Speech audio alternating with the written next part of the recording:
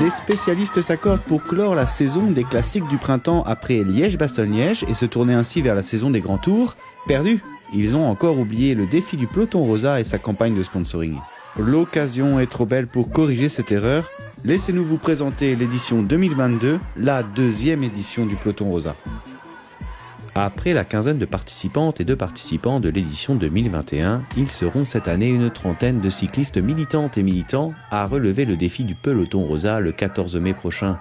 Un succès que malgré tout, les instances internationales du cyclisme continuent de nier.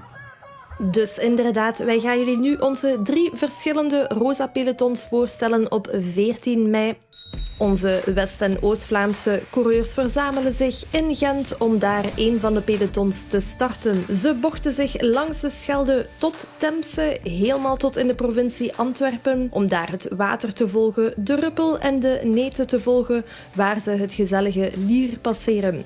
Met een hopelijk vlotte spurt tot in Herentals om daar de ochtend te eindigen. Het tweede deel van de dag brengt ons naar Vlaams-Brabant, meer in het zuiden, om eindelijk aan te komen in Leuven.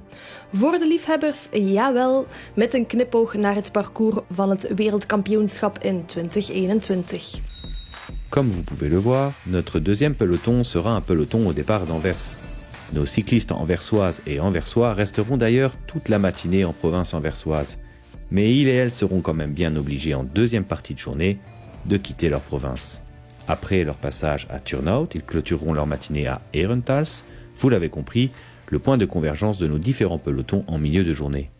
C'est donc ensuite davantage collectivement que le défi du peloton rosa rejoindra Arscott, puis enfin Leuven en fin de journée.